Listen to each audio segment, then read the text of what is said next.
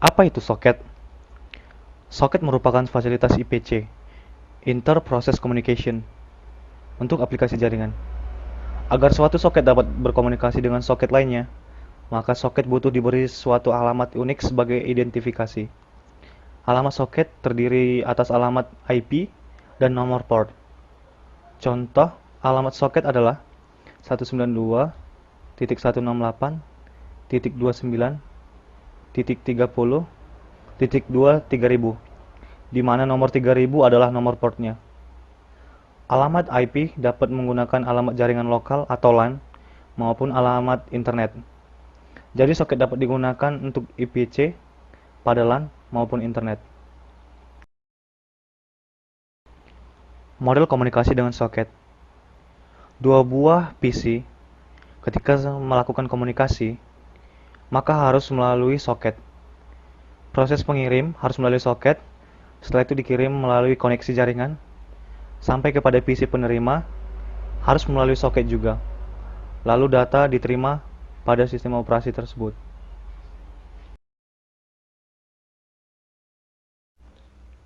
Port. Mengapa port dibutuhkan? Apakah nomor IP komputer tujuan saja tidak cukup? Nomor port dibutuhkan karena proses yang berjalan pada suatu komputer umumnya lebih dari satu, sehingga dibutuhkan tambahan informasi sebagai identifikasi proses yang hendak dihubungi. Jika IP komputer diibaratkan adalah nomor telepon suatu perusahaan, maka nomor port adalah nomor ekstensinya.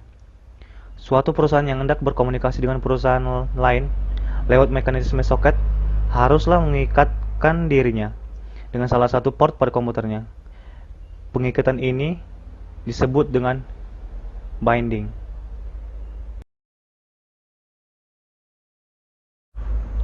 Jenis komunikasi soket. Secara umum, ada dua macam komunikasi dengan menggunakan soket, yaitu komunikasi stream dan komunikasi datagram. Komunikasi stream sering juga disebut dengan komunikasi yang berorientasi koneksi, connection oriented communication.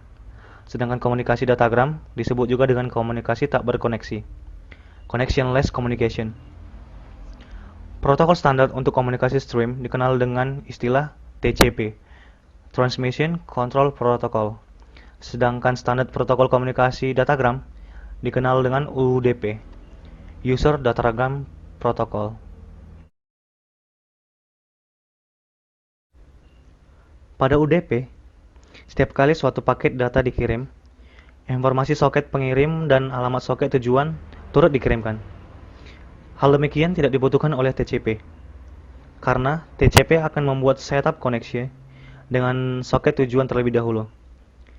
Setelah koneksi terbentuk, tidak dibutuhkan mengirim informasi soket pengirim tiap kali data dikirimkan.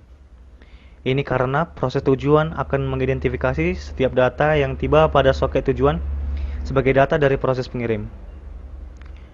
Koneksi yang terbentuk pada TCP bersifat dua arah. Perbedaan UDP dan TCP. Perbedaan lain adalah UDP memiliki batasan ukuran datagram atau paket data yang dikirimkan sebesar 64 KB. Sedangkan TCP tidak memiliki batasan ini karena data-data dikirim sebagai aliran data atau stream. Sesungguhnya, TCP akan memecah data yang besar menjadi sejumlah paket data berukuran kecil dan diberi nomor urut. Pada sisi soket penerima, paket-paket data ini akan disimpan, diurutkan kembali, dan akhirnya digabungkan menjadi data besar. Perbedaan lainnya adalah UDP merupakan protokol yang unreliable atau tidak handal. Ketika paket data dikirimkan, UDP tidak mengecek kembali apakah data yang dikirim sampai tujuan. Jadi, dengan UDP tidak ada kepastian bagi sisi pengirim bahwa datanya sudah sampai ke tujuan dengan keadaan baik. Sebaliknya, TCP adalah protokol yang reliable, yang senantiasa menunggu konfirmasi dari pihak soket penerima. Dan kalau perlu, paket data yang hilang akan dikirimkan kembali. Konsekuensinya adalah TCP menimbulkan overhead lalu lintas jaringan lebih tinggi dibandingkan dengan UDP. Perhatikan gambar model aplikasi klien server berikut. Objek soket pada sisi klien dan server berbeda sedikit. Pada sisi aplikasi server, suatu soket server dibentuk, yaitu pada proses pertama, dan melakukan operasi listen pada proses kedua. Operasi ini pada intinya menunggu permintaan koneksi dari sisi klien, sedangkan pada sisi klien, dibentuk suatu soket biasa.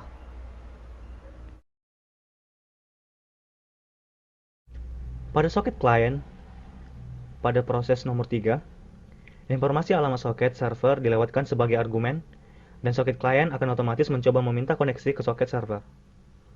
Pada saat permintaan koneksi klien sampai pada server, maka server akan membuat suatu soket biasa. Soket ini yang nantinya akan berkomunikasi dengan soket pada sisi klien. Setelah itu, soket server dapat kembali melakukan listen, yaitu pada proses nomor 4, untuk menunggu permintaan koneksi dari klien lainnya. Langkah 4 ini umumnya hanya dilakukan jika aplikasi server mengimplementasikan multithreading. Setelah tercipta koneksi antara klien dan server, maka keduanya dapat saling bertukar pesan, yaitu pada proses kelima. Salah satu atau keduanya kemudian dapat mengakhiri komunikasi dengan menutup soket.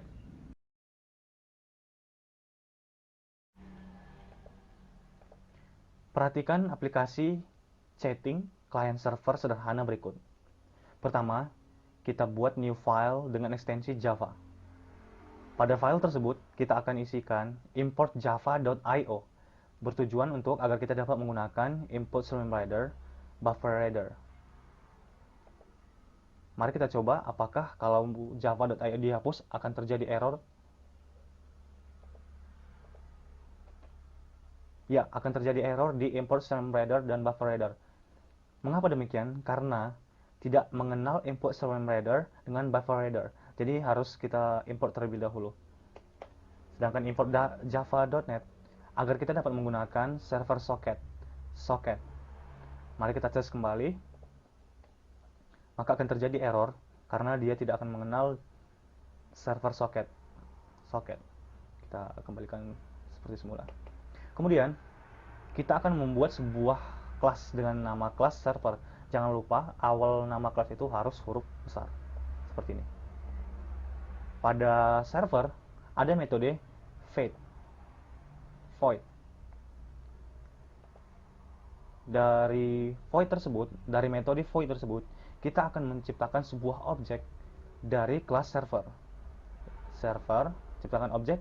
Pembedanya adalah bahwa nama objek huruf S-nya huruf kecil, new server.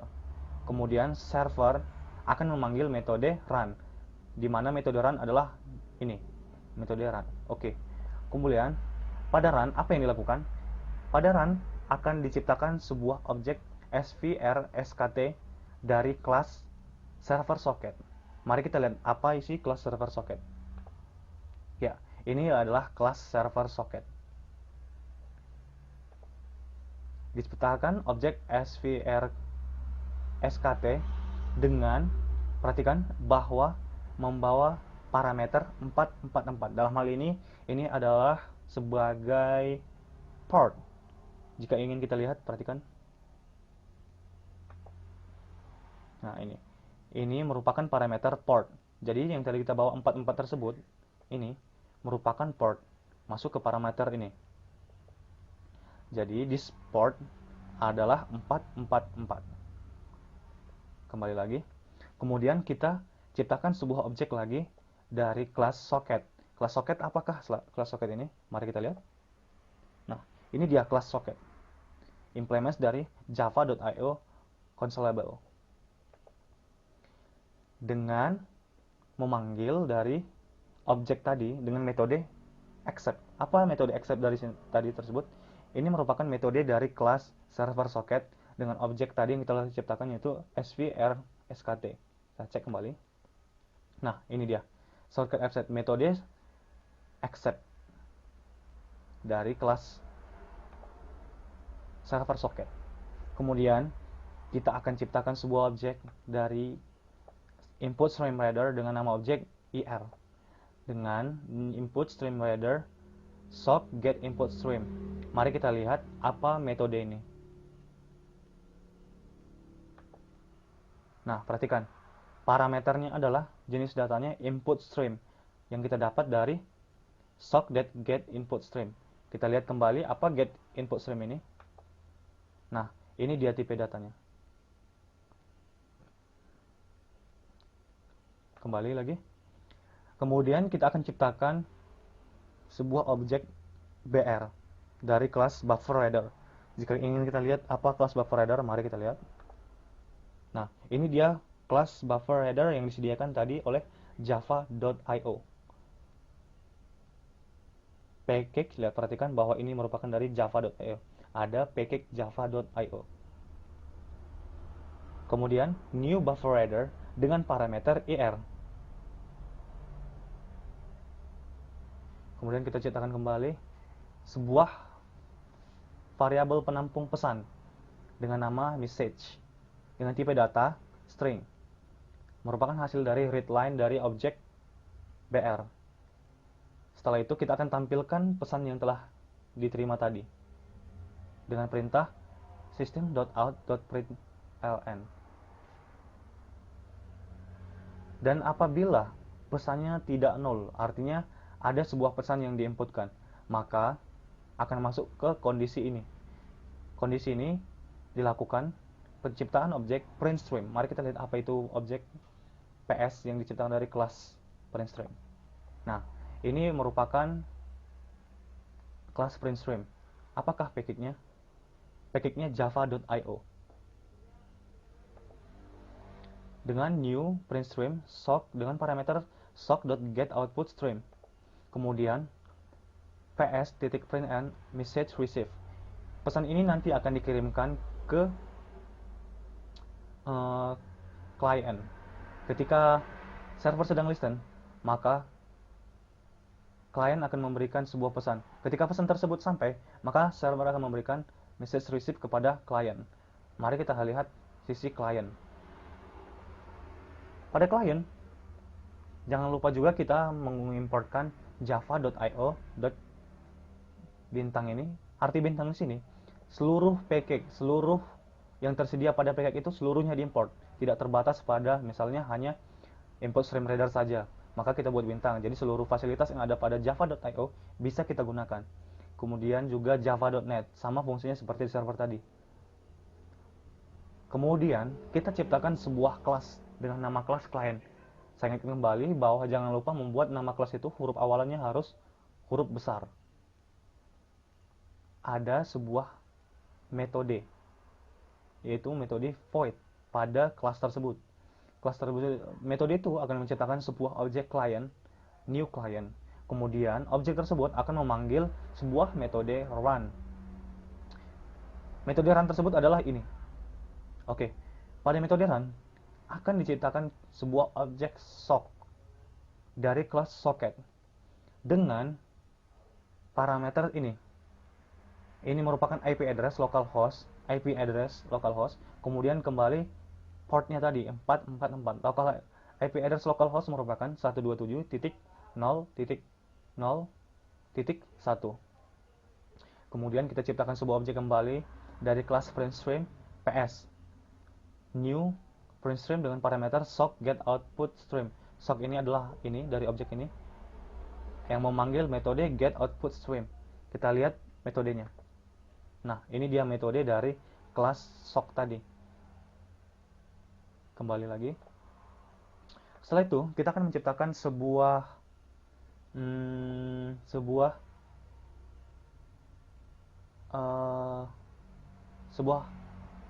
objek memanggil fungsi println. Ini artinya dia akan menghubungi server. Ini akan menghubungi server ps println hello server. Kemudian setelah itu kita ciptakan sebuah objek ir dari kelas inputStreamReader, new inputStreamReader dengan parameter sock.getInputStream. Kemudian kita ciptakan sebuah objek BR dari kelas BufferReader dengan parameter ir. Artinya objek di sini akan kita bawakan ketika menciptakan sebuah objek BR. Setelah itu string message sama dengan br titik readline. message di sini berguna untuk menampung inputan yang telah kita masukkan. Setelah itu akan kita tampilkan pesan yang kita tampung tadi dari buffer reader BR ketika read line tadi. Mari kita uji coba program ini. Pertama-tama kita harus terlebih dahulu merun server. Server harus proses listening awalnya. Nah, perhatikan bahwa pada keadaan ini server melakukan proses listening. Kemudian kita run sisi klien. Klien. Pada klien akan menampilkan message receive, yaitu pesan dari server tadi. Nah, perhatikan ini. Message receive ada bagian server akan ditampilkan ketika klien di run. Lalu apa yang terjadi di bagian server? Kita lihat. Server telah selesai listen dan menerima settingan dari klien.